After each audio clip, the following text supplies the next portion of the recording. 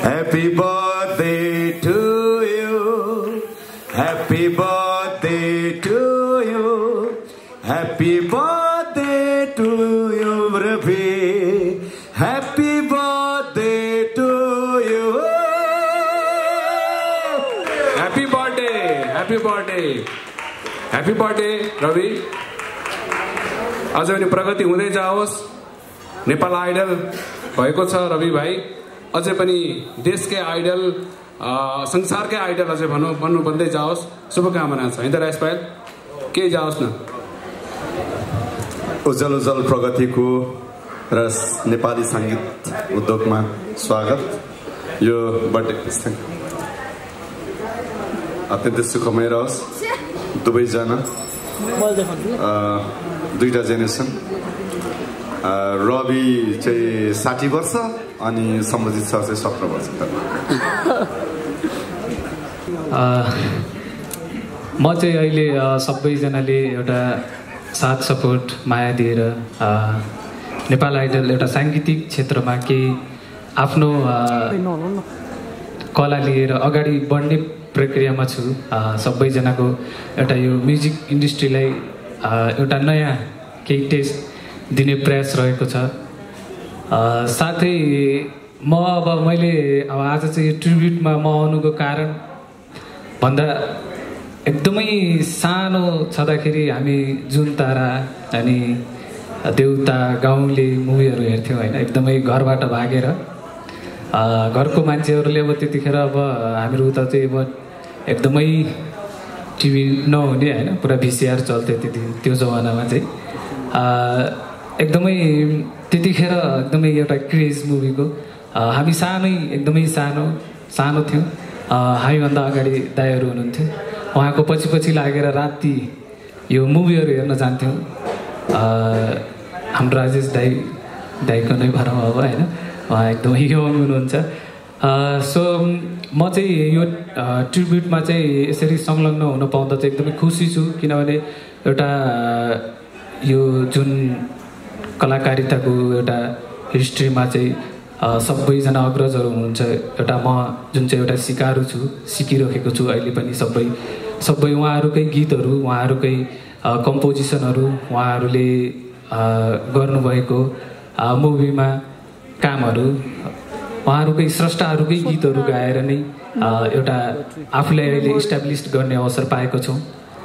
यसमा चाहिँ ट्रिब्युटमा चाहिँ राजेश दाइको चाहिँ एउटा भनौँ जुन किसिमको एउटा सुरुदेखि अहिलेसम्मको जुन एउटा स्टार्डम छ भनौँ, सुरुमा देख्दाखेरि र अहिले देख्दाखेरि पनि एउटा अझै केही सिक्न, केही गर्न, अझै उहाँहरूबाट धेरै कुराहरू सिक्न पाइदिएको भयो भन्ने एउटा आशा अझै पनि छ मनमा. किनभने उहाँले गर्नुभएको जुन आफ्नो मेन्टेन छ, धेरै कलाकारहरू जुन एउटा लेभलमा गइसक्यो भने एउटा लेभलमा जानुहुन्छ. सो उहाँको जुन एउटा आफूलाई प्रेजेन्ट गर्ने तरिकादेखि लिएर उहाँ एकदमै एउटा ग्रेट फ्यान भनौँ होइन. अब सबैजना फ्यान हुनुहुन्छ होला, तर म चाहिँ उहाँहरूभन्दा केही एकदम अगाडि छु जस्तो लाग्छ मलाई है. धेरै फलो गर्छु म उहाँलाई. उहाँको एडभाइसहरू, उहाँको एउटा बोल्ने तरिकादेखि लिएर एउटा क्विज प्रोग्रामदेखि लिएर सबै प्रोग्रामहरू हेर्थेँ. सबैभन्दा त सबै कुराहरू एकदम बोल्ने तरिका पनि एउटा सानो छँदा उतातिर सानो गाउँमा होइन डान्स सिकाउँदाखेरि पनि उहाँहरूको गीतहरूमा धेरै डान्स सिकाइयो, गरियो भनौँ. यसरी हुर्किएँ म. एउटा त्यो जेनेरेसनसँग आज यहाँ आएर बस्न पाउँदाखेरि चाहिँ एकदमै खुसी लागेको छ. थ्याङ्क यू भन्न चाहन्छु साधना कला केन्द्र एन्ड लाइभ नेपाललाई. अनि थ्याङ्क यू नेपाल आइडल टिमलाई पनि भन्न चाहन्छु, किनभने उहाँहरूको थ्रुबाट म चिनिने अवसर पाएको छु तपाईँहरू समक्ष. यही भन्न चाहन्छु. अनि हाम्रो सम्बोधित सरलाई चाहिँ ह्याप्पी बर्थडे टु यू भन्न चाहन्छु. आजको चाहिँ बर्थडे बोय भन्न चाहन्छु. अनि thank you so much. Thank you. केही समय अगाडि हाम्रो मिलन मोक्तानजी, दशरथजी, मिलनजीलाई त मैले अब चिनेको वर्षौँ भइसक्यो. उहाँले अन्य विभिन्न कार्यक्रममा पनि मसँग संलग्न गर्नुहुन्थ्यो, बोलाउनुहुन्थ्यो र विगतमा धेरै व्यक्तिहरूलाई चाहिँ नि उहाँले, धेरै स्रष्टाहरूलाई उहाँहरूले पाउनुपर्ने सम्मान, उहाँहरूले पाउनुपर्ने कदर गर्दै आइरहनु भएको छ। त्यसकारण मिलनजीको त त्यो पृष्ठभूमि छँदैछ। उहाँ अत्यन्तै नै गम्भीर कला प्रेमी हुनुहुन्छ। स्रष्टाहरूको सम्मान गर्न चाहिँ नि कहिले पनि पछि हट्नुहुन्न र हरेक व्यक्तिलाई चाहिँ नि उहाँहरूको चाहिँ नि भनौँ न योगदान अनुरूप सम्मान गर्दै आइरहनु भएको छ। र यही कार्यक्रमको सिलसिलामा मिलनजी हाम्रो दशरथ सुनारजीसँग भेटघाट भएर उहाँले मलाई भन्नुभयो, राज दाइ अब हामी तपाईँलाई चाहिँ नि सम्मान गर्न चाहन्छौँ, तपाईँलाई ट्रिब्युट गर्न चाहन्छौँ र वास्तविक रूपमा कलाकारलाई ट्रिब्युट गर्ने एउटा क्रम पनि सुरुवात गर्न चाहन्छौँ नेपालमा भन्ने कुराहरू राख्नुभयो। खुसी नै लाग्यो एक हिसाबले र मैले हुन्छ भनेर उहाँहरूलाई ग्रिन सिग्नल दिएँ। तर त्यो हुँदाहुँदै पनि अब विशेष गरिकन चलचित्रमा खेल्ने कलाकारलाई ट्रिब्युट गर्नु भनेको त्यो कलाकारलाई मात्रै ट्रिब्युट गर्नु होइन, किनकि चलचित्र एउटा कलाकारले मात्रै बन्दैन। त्यो चलचित्रभित्र संलग्न भएका व्यक्तिहरूको सबैको चाहिँ नि त्यत्तिकै ठुलो योगदान हुन्छ। त्यसकारण यदि मलाई चलचित्रमा खेलेको हिसाबले मलाई ट्रिब्युट गर्ने हो भने त्यो ट्रिब्युटको हकदार चाहिँ नि त्यो हरेक चलचित्रमा जति पनि संलग्न हुनुहुन्छ त्यो सबै व्यक्ति चाहिँ नि हकदार हुनुहुन्छ। चाहे त्यो स्पट बय होस्, चाहे त्यो प्राविधिज्ञ होस्, चाहे क्यामेरा पछाडिका व्यक्तिहरू हुन्, क्यामेरा अगाडिका व्यक्तिहरू हुन्, मेरा सहकर्मी कलाकारहरू हुन्, निर्देशक निर्माताहरूको त कुरै गर्नु परेन। फेरि हाम्रो जस्तो चलचित्रमा त विभिन्न अन्यहरू आयामहरू पनि हुन्छन्। त्यहाँ सङ्गीतको पाटो अत्यन्त नै महत्त्वपूर्ण हुन्छ, फाइट हुन्छ, नृत्य निर्देशक हुन्छ। उहाँहरू सबैको चाहिँ नि सहयोग, उहाँहरू सबैको हातेमालोले गर्दाखेरि एउटा चलचित्र बन्छ। त्यसैले एउटा चलचित्रमा यदि कोही कलाकारलाई ट्रिब्युट गरिन्छ भने त्यो ट्रिब्युटको हकदार चाहिँ त्यो सबै व्यक्ति हुन आउँछ। र आज मलाई अत्यन्तै नै खुसी लागिरहेको छ। यसरी विशेष गरिकन यो साङ्गीतिक क्षेत्रका अब हाम्रो सम्बुजित बास्कुडाजीको त कुरै नगरौँ होइन, र अन्यहरू व्यक्तिहरू पनि उपस्थित हुनुभएको छ। अघि सम्बुजितले पनि भन्नुभयो, उहाँसँग त मेरो अब यो व्यावसायिक हिसाबमा कलाकारितामा लाग्नुभन्दा अगाडि, म कला क्षेत्रमा प्रवेश गर्नुभन्दा अगाडि सबैभन्दा पहिला र प्रथम चिनेको व्यक्ति नै उहाँ हो। किनकि उहाँलाई त मैले बाल्यकालदेखि नै चिनेको हो। म कला क्षेत्रमा आउनुभन्दा अगाडि नै उहाँलाई चिनेको हो। त्यस कारण त्यो किसिमको चाहिँ नि एउटा सामिप्यता छ, आत्मीयता छ उहाँसँग। र पछि गएर चाहिँ नि अब व्यावसायिक हिसाबमा म कलाकारितामा लगाइसकेपछि पनि उहाँले जुन किसिमको हातेमालो गर्नुभयो, जो योगदान दिनुभयो, त्यो साह्रै नै सराहनीय छ। किनकि हाम्रो चलचित्रमा सङ्गीतले अत्यन्तै नै ठुलो महत्त्वपूर्ण भूमिका खेल्छ। यो प्रान्तको चलचित्रले, हाम्रो मात्रै होइन, भारत, नेपाल, पाकिस्तान, बङ्गलादेश म्युजिकल पार्ट हो, त्यसको साङ्गीतिक पाटोले चाहिँ चलचित्रमा अत्यन्तै नै ठुलो महत्त्वपूर्ण भूमिका खेलेको हुन्छ। कतिपय चलचित्रमा त साङ्गीतिक पाटोले नै गर्दाखेरि चाहिँ चलचित्र हिट हुन्छ कि फ्लप हुन्छ भन्ने पनि निर्देशित गरेको हुन्छ।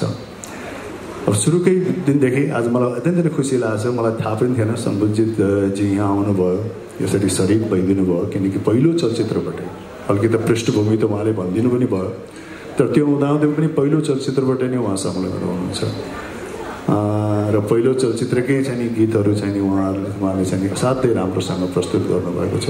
र त्यस पश्चात पनि जति पनि अन्य गायकहरूसँग, चाहे राजेश पायल राय होस्, चाहे यम बरालजी होस्, जो मेरो सामिप्यमा आउनुभयो, उहाँहरूसँग आत्मीयता बढ्यो, त्यसको पनि कहीँ न कहीँ भूमिका र कडी चाहिँ उहाँले नै खेल्नु भएको छ। किनकि त्यसको श्रेय उहाँलाई नै जान्छ। उहाँले नै चाहिँ नि अब गायकहरूलाई छान्दाखेरि, चाहे राजेश पायलजीलाई होस्, चाहे अल्लारेमा अल्लारेको कति राम्रो गीत गाउनुभयो, यम बरालजी होस्, यो हिरोलाई अब यो किसिमको चाहिँ स्वर सुहाउँछ, त्यस कारण यो व्यक्तिलाई गराउँ भनेर उहाँले चाहिँ त्यस्तो किसिमको छनौट गर्नुहुन्थ्यो, जसले गर्दाखेरि एउटा कलाकारलाई सहयोग नै हुन्थ्यो। त्यसले उसको कलाकारितामा पनि निखार आउँथ्यो। र त्यो मैले अघि यम बरालजीले कति राम्रोसँग गीत गाउनुभयो, त्यो गीत गाउँदाखेरि मैले जति त्यसलाई फिल गर्न पाएँ, आत्मसात गर्न पाएँ, त्यसको पछाडि यी सबै कुराहरू उहाँले छनौट गरेको मेरो लागि ब्याकग्राउन्डमा गाउने गायकको चाहिँ भनौँ न उहाँको आफ्नै व्यक्तिगत मुड, उहाँको आफ्नो व्यक्तिगत स्वर, उहाँको आफ्नो स्टाइल, कता कता मैले पनि त्यसमा चाहिँ नि अपनत्व दिन सक्ने किसिमलाई छान्नु भएको हुनाले उहाँले गाउने बित्तिकै र उहाँको स्वरमा मैले एक्टिङ गर्ने बित्तिकै मलाई त्यो किसिमको भाव आयो। राजेश पायल राईजीलाई त भन्दै नभनौँ। राजेश पायल राईजी त कस्तो छ भने म मात्रै होइन, उहाँ त यति भर्सटाइल हुनुहुन्छ। मैले अरूलाई पनि भन्दै गर्छु कि मेरोलाई गाउनु पऱ्यो भने मै जस्तो भइदिनुहुन्छ, अरूलाई गाउनु पऱ्यो भने अरू जस्तै भइदिनुहुन्छ। उहाँमा चाहिँ त्यो खुबी छँदैछ, त्यो त मैले भन्नै पर्दैन। र उहाँको गीतको छनौटहरू पनि त्यस्तै असाध्यै विविध छ, विभिन्न किसिमको जनरमा पनि गाउनुहुन्छ। त्यस कारण आज एकदमै खुसी लागिरहेको छ। मेरो एकदमै कला यात्रामा अहम भूमिका खेल्ने र भनौँ न एक हिसाबले सहयात्रीको हिसाबले सम्बोजित बास्कोटाजी यहाँ उपस्थित हुनुहुन्छ। उहाँले 2-4 शब्द मेरो बारेमा बोलिदिनु भयो। त्यस्तै यम बरालजीसँग पनि खालि व्यावसायिक पाटो मात्रै नभएर हामी धेरै कम व्यक्तिसँग चाहिँ मेरो असाध्यै व्यक्तिगत पाटो घाँसेको हुन्छ। तर त्यो कम व्यक्तिहरूमध्ये यम बरालजी पनि पर्नुहुन्छ। उहाँको निजी जीवनको बारेमा, अन्य कुराको बारेमा पनि हामी बसेर परामर्श गर्छौँ। अमेरिकामा पनि मैले उहाँलाई भेटेको छु। त्यसले गर्दाखेरि पनि अब उहाँको उपस्थितिले असाध्यै महत्त्वपूर्ण भूमिका खेल्छ। राजेश पायल राईजी त के भनौँ म, अब उहाँ त मसँग विभिन्न यात्रामा संलग्न भइसकेको हुनुहुन्छ। र जो व्यक्ति यात्रामा संलग्न हुन्छ त्यो व्यक्ति चाहिँ नि असाध्यै चाहिँ नि हितचित्त मिल्ने हुन्छ अरे के। यदि तपाईँलाई कसैसँग चाहिँ नि हितचित्त मिलाउनु छ भने एउटा लामो यात्रामा निस्किनुहोस्। लामो यात्रामा निस्किसकेपछि चाहिँ नि तपाईँ अवश्य पनि, तपाईँ दुश्मनै भए पनि तपाईँ दोस्तीको रूपमा चाहिँ फर्कनुहुन्छ। त्यस कारण राजेश पायलजीसँग त धेरै यात्राहरू गरियो, यात्राको क्रममा धेरै कुराहरू पनि गरियो, धेरै गफहरू पनि आदान प्रदान गरियो। र सबभन्दा महत्त्वपूर्ण कुरा त मेरो विवाहमा, मेरो इन्गेजमेन्टमा चाहिँ उहाँ ल्याएर असाध्यै एउटा रोमान्टिक वातावरण सिर्जना गरिदिनु भयो प्रत्यक्ष रूपमा। चलचित्रमा पछाडि बसेर त्यो गीत गाइरहनु भएको थियो, मैले लिपसिङ गरेको थिएँ। तर मेरो इन्गेजमेन्ट चाहिँ प्रत्यक्ष रूपमा त्यहीँ उभिएर उहाँले एउटा गीत गाइदिनु भयो, जसले गर्दाखेरि वातावरण असाध्यै रोमान्टिक हुन पुग्यो। आज पनि रोमान्टिक बनाइदिनुहोस् न त राजेश पायल राईजी। ल मलाई लाग्छ राजेश हमालसँग जोडिने चलचित्र साथी थियो होइन, आफ्नो बिरानो अग्नि परीक्षा थियो। र त्यो जोड्ने काम श्रद्धेय सम्बोजित बास्कोटा दाइले नै गर्नुभएको थियो। अग्नि परीक्षा, कतै शीत पर्यो कि फुलोमाथि आज बोलको गीतबाट मेरो चलचित्र गायन यात्रा राजेश हमाल मेज्यूसँग भयो। हुँदाहुँदै त्यसपछि हामीले धेरै चलचित्रहरू साथी, मलाई पनि अङ्ग्रेजीमा बोल्न सिकाइदेउन जस्तो, नायक चलचित्र नायक कालो कालो कपालैमा, चाँदनीको यो रातै रमाइलो, यो साँझै रमाइलो, युगदेखि युगसम्म टुको, नकुनै बन्धन, त्यो गीत त उहाँको सबैभन्दा फेभरेट गीत मध्ये पर्छ। र उहाँको इन्गेजमेन्ट डेमा तपाईँहरूलाई नै बोलाएर हामीले त्यो गीत प्रस्तुत पनि गरेका थियौँ। मधुमेमलाई औँठी दिँदै उहाँको बेस्ट गीत, उहाँको बेस्ट जिन्दगीको बेस्ट क्षण र नकुनै बन्धनदेखि ल्याएर मैले अघि कमेडी सो पनि हुन्छ भन्नुभयो। उहाँले यति कमेडी मैले उहाँको गरेको छु। छविलाल कन्जुस छैन, चण्डालको आइया बाबा मरे मतलौ, उल्काको दशामा परे मतलौ भन्ने यति कमेडी गर्नुभएको छ।